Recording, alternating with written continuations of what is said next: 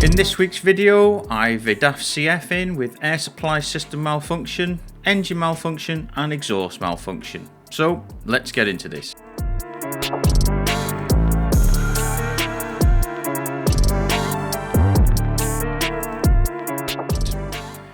We best start with plugging in daive to get the specific DTCs out of the various ECUs, but with daive not wanting to connect to the vehicle, I now need to identify our cause of no communication with the truck and rectify this before we can even look at the DTCs in the vehicle.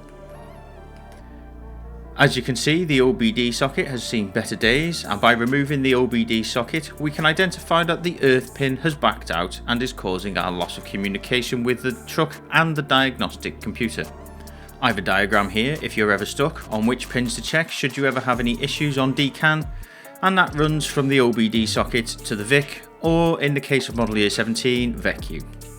With our OBD plug socket rectified and communication restored, we can now identify the vehicle and look at the DTCs in more detail.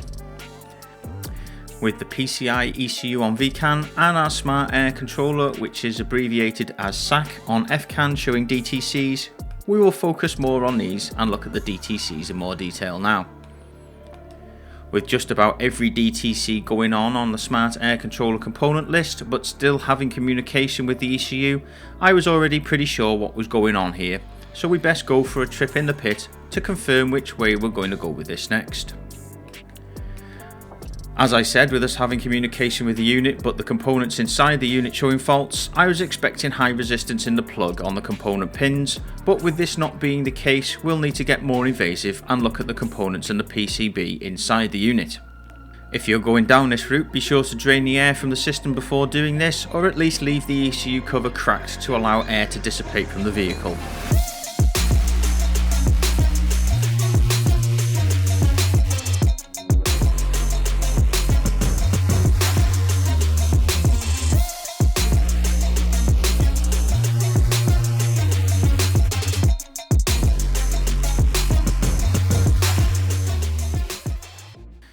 Inside here we have two pressure sensors and a ceramic heating rod. How do I know that? Because I'm an idiot and have the scars to prove it on my fingers, as I always have to take things to bits to see how they work. On the PCB you will see this relay on the bottom right hand side, and due to water ingress through the air supply system, possibly from not sticking to the correct service intervals of the air dry cartridge, or compressor head gasket failure, has caused this PCB to fail. You can change these relays, but usually the tracks are badly corroded on the PCB, rendering this ECU useless. So with the cause of the fault codes identified, and the only way to rectify this now is we need to change some parts. Usually I only change the ECU and the dryer side of things due to corrosion on the plug and pins, but with issues trying to drive this into the workshop, I'm going to change the multi-circuit protection valve, so I have air pipes to take off today too.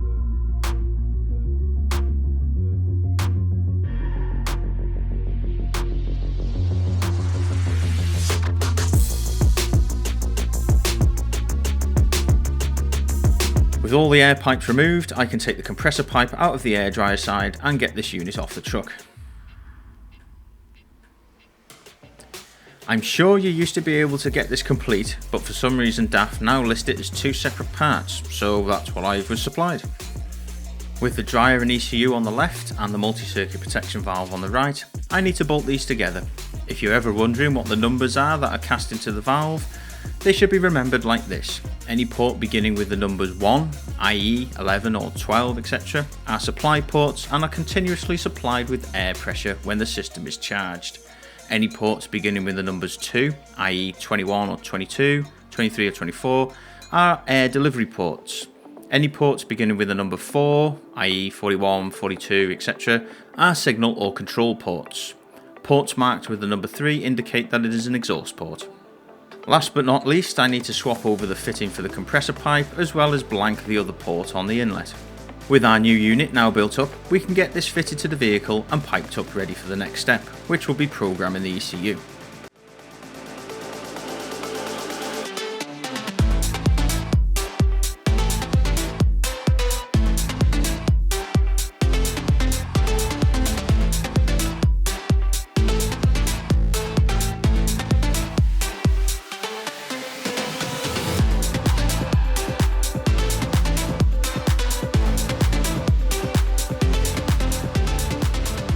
With daive connected to the truck again, we can identify the vehicle and download our new file for the Smart Air Controller ECU from the back office at DAF so it works correctly.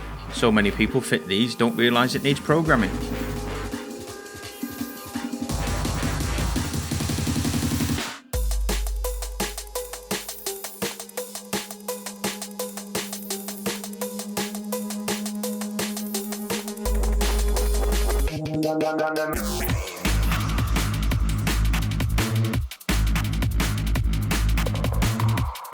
So if we now look at the fault codes and the CAN topology, we can see that any active issues we had on the SAC and PCI are either now gone or inactive, so I can clear the faults and return this back to the customer.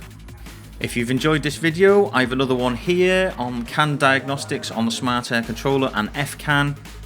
As always, please give this video a like, drop a comment down below, and I'll catch you in the next one.